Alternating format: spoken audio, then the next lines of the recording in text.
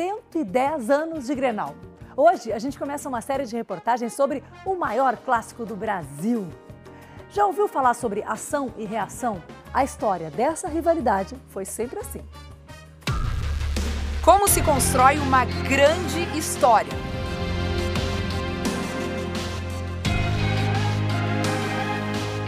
Com paixão?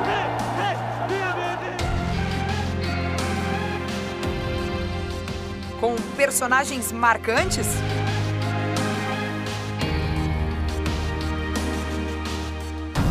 Ou com uma rivalidade?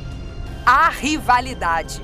Tudo que foi construído até aqui nessa história respeitou uma lei da física, a da ação e reação.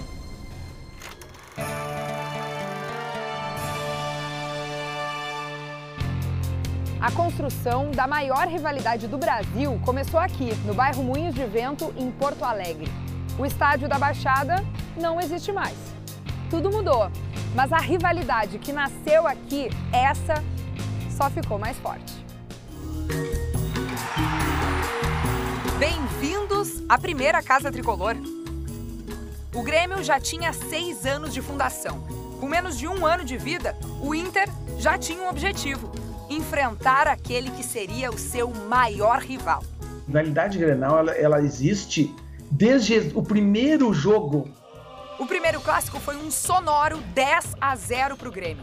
Curiosos, alguns colorados desistiram, né, deixaram de participar do futebol, participar do clube, não quiseram mais saber da atividade, mas os que ficaram, eles ficaram encanginados. Tiveram manifestações, como seria o Carlos Clui, que era um dos melhores jogadores do Inter, dizendo: não largo essa história de futebol enquanto não ganhar do Grêmio, né? A primeira era do clássico seria do irmão mais velho, o Azul. Os colorados planejavam em silêncio sua primeira resposta. Bairro Menino Deus, o lar da primeira Fortaleza Colorada. E assim como na Baixada, tudo mudou bastante nessa região, né? O Estádio dos Eucaliptos tomou forma em 1928, mas foi na década de 40 que um tal rolo compressor passou por aqui. E no intervalo de 6 anos, o Inter conquista 6 títulos seguidos, né? De 40 a 45. E é um momento, assim, realmente de apogeu do clube. Com um futebol nunca antes visto por aqui, Tesourinha, Carlitos e companhia levam o Inter a um inédito hexacampeonato gaúcho. A construção ganha a cor vermelha. Impressionante como a gente vai se igualando sempre, né?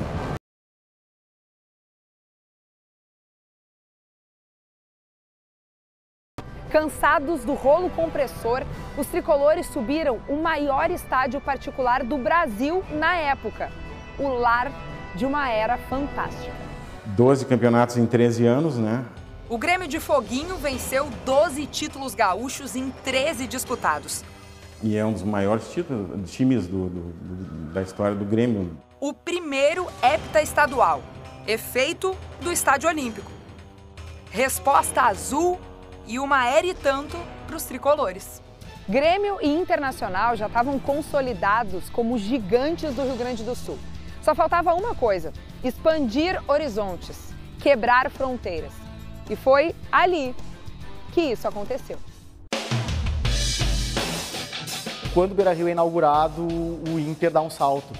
O Inter retoma a hegemonia estadual, né? A nova casa fez o Inter quebrar fronteiras. Além do histórico octacampeonato gaúcho, conquistaram o Brasil. Não uma, mas 3 vezes.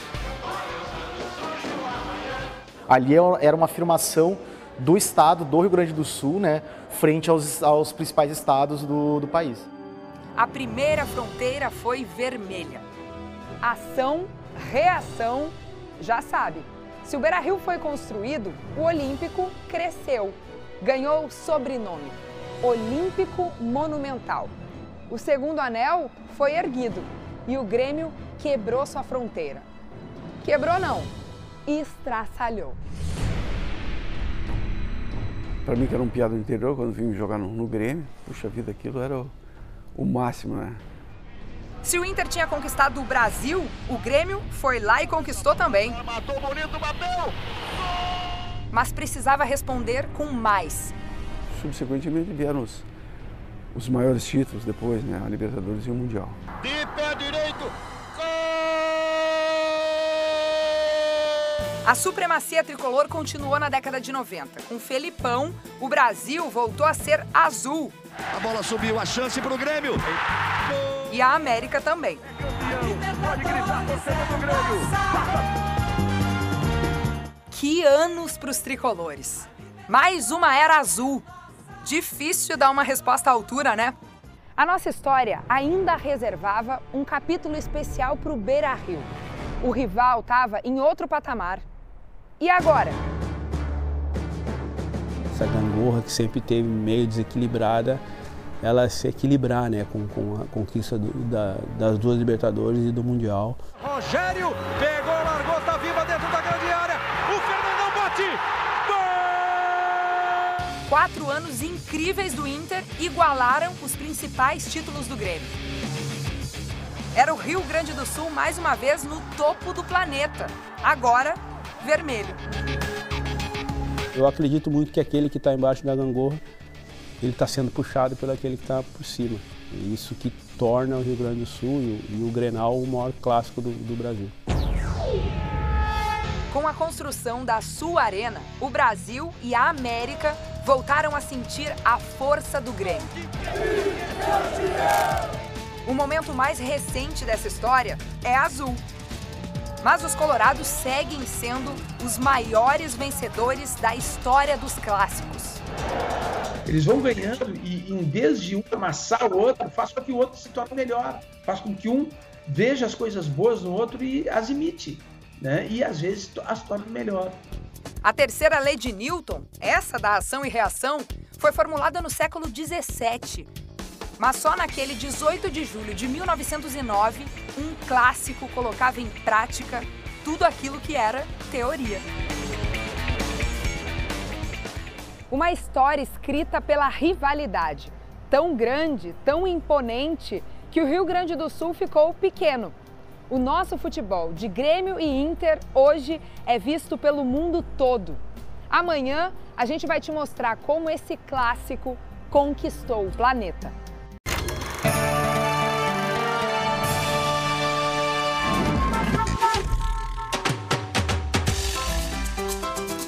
O Grenal é um pouco viril, a gente já sabe. Um cartãozinho amarelo, um cartãozinho vermelho, talvez 2, 3, 20. Primeiro Grenal do estádio Beira-Rio. O clima já estava tenso antes de começar. As diretorias de Grêmio e Inter não estavam chegando a um acordo pela renda do jogo. Os gremistas ameaçaram até não entrar em campo. No fim, o clássico saiu.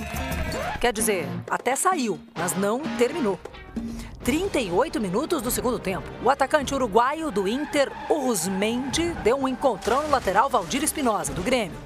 Aquele mesmo, treinador, campeão mundial, anos depois. Aí começou uma pancadaria tão grande, mas tão grande, que 20 jogadores foram expulsos. 10 de cada lado. Só o meia Dorinho do Inter e o goleiro Sérgio Alberto do Grêmio não levaram cartão vermelho. Nosso parabéns especial a eles. O Globo Esporte está de volta em dia de Grenal 421 ao vivo do Beira-Rio, enquanto os últimos ajustes são feitos por aqui para o clássico de hoje. A gente fala do futuro do Grenal. Nessa semana em que o clássico completou 110 anos, a gente já falou do passado, já falou como o mundo nos vê e agora é hora de falar do futuro. Não importa a grandeza de uma construção. Será que ela é eterna? Eu duvido que há 110 anos atrás alguém pudesse imaginar que aquele encontro de dois clubes poderia hoje ser um dos maiores clássicos do mundo. Foi na base da ação e da reação que o Grenal cresceu e conquistou o mundo. Mas tudo isso você já viu nos 2 últimos episódios. Hoje queremos saber como serão os próximos 110 anos de Grenal.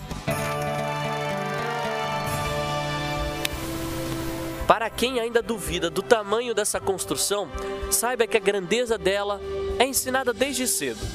Onde vocês estivessem convivendo com muita alegria. Os alunos dessa escola em São Leopoldo precisavam falar sobre respeito e escolheram o tema Grenal. Porque afinal, será que a nossa rivalidade está acima de tudo? A gente escolheu o tema, né, Grenalizar pra quê, que é até o título do nosso trabalho, para que as pessoas não venham grenalizar, né? Porque grenalizar seria daí ter muita rivalidade e levar muito a sério aquele negócio. Tá sendo bem impactante, a gente tá vendo que as pessoas estão entendendo mais, a gente tá vendo mais paz assim dentro da escola. A reflexão tomou conta das conversas, invadiu o futebol da hora do recreio e chegou até as professoras. Colorados e gremistas sempre vão existir, mas que a gente precisa trabalhar essa questão do respeito, né, da união. Agora eles vão compartilhar essa ideia, esse sentimento com as famílias, com os amigos que estão fora da escola, então isso vai se multiplicar. E assim que esses valores ultrapassaram os muros da escola, encontraram exemplos que fazem o futuro parecer mais brilhante. É mó orgulho pra mim ver o meu time, sabe, ajudando a gente, sabe, que eu sou moradora de rua, de certa forma me enxergando, sabe. Há 2 semanas, na noite mais fria do ano, Inter e Grêmio se uniram como poucas vezes na história. 2 ônibus do Grêmio chegaram aqui no estádio Beira-Rio, trazendo as doações, trazendo 600 cobertores, trazendo também mantimentos, uma imagem que certamente vai ficar para a história e acabou emocionando muita gente. A solidariedade da dupla na noite do Gigantinho reforçou a tese de que vivemos hoje uma época especial da história do clássico. Eu estou vendo agora, por incrível que pareça, pela primeira vez em muito tempo, assim, uma certa, quase uma coordenação entre os dois clubes. E eu acho que tanto eu como o presidente Marcelo Medeiros temos dado demonstração de que a rivalidade fica dentro do campo, mas os nossos interesses institucionais de Grêmio Internacional são rigorosamente iguais. Essa amizade que a gente demonstra, ela permite que a gente possa ter uma relação mais civilizada das duas instituições. Com tantos bons exemplos, e se a gente tivesse mais grenais para curtir?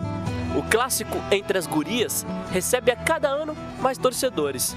E a luta que o futebol feminino trava por mais visibilidade conta com esse reforço. É a força da rivalidade em prol de uma causa. Quanto mais o Grenal crescer e trazer mais visibilidade no feminino, eu acho que é ainda melhor. Então que venha essa rivalidade para o bem, né? Que venha para incentivar que os torcedores vão acompanhar a gente. Eu acredito que aí o futebol feminino só tende a crescer e os grenais aí ficar cada vez melhor. Um Grenal com mais inclusão, respeito e solidariedade. Vocês já perceberam que fazer prognósticos sobre o futuro é também um exercício que testa o nosso otimismo? Pois é, o futuro do clássico depende das mãos de muitas pessoas, e especialmente dos pés de uma gurizada que vem aí. Chega de imaginação. O futuro agora tem rostos e nomes. Sou o Ian Caldeira Leal, tenho 14 anos e sou o capitão do Inter. Eu sou o Xande, eu tenho 9 anos e eu sou capitão do Grêmio. Daqui a 10 anos, nos Grenais de 2029, Xande e Ian esperam estar lá. E se depender deles, não vai mudar muito. Grenal às vezes nem ganha o melhor, ganha o que tem mais vontade, que se doa mais. Um clássico que, mesmo que esteja distante neste momento da vida deles, já move sonhos. Eu já sonhei muitas vezes fazer gol contra o Inter nas finais. Porque sonhos como esse sempre fizeram parte do Grenal. Foi assim durante todo esse tempo e você viu bem nessa última semana. Mas e no futuro mais distante? Como será o Grenal daqui mais 110 anos? 110 anos. Eu não penso ainda nisso. Como é atraente mexer com esse imaginário. Jogadores novos, o estádio mais bonito, a torcida vai estar mais unida e alegre. Mas vamos voltar a nossa cabeça a 2019, ao dia de hoje. Sábado, tempo bom em Porto Alegre. 110 anos depois, Inter e Grêmio estarão de novo frente a frente.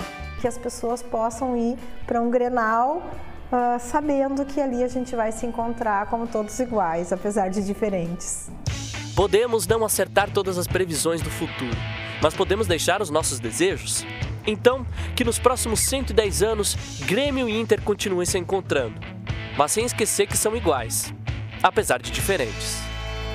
E falando em relembrar, quem seria o time do Grenal de todos os tempos nesses 110 anos? A gente fez essa pergunta lá no Globoesporte.com/RS. Tá aqui, ó, o QR Code, meu companheiro fiel, vocês já sabem, né? É pegar a câmera do celular, apontar para ele e aí vocês vão ir direto para a matéria que mostra especialistas. A gente chamou vários para escalarem o seu time do Grenal de todos os tempos. Você pode montar o seu time também lá no Globoesporte.com/RS. Quem teve a oportunidade de montar os seus times do Grenal de todos os tempos foram Maurício Saraiva e Diogo Oliveira. Que dureza, que E agora a gente vai mostrar para vocês quais foram os times que eles montaram. Começando com o Maurício, vai lá. Eu escalei e agora vou colar, tá? Porque eu não lembrava Então de vai, todo bota mundo. na tela aí o time do Maurício. Vamos lá.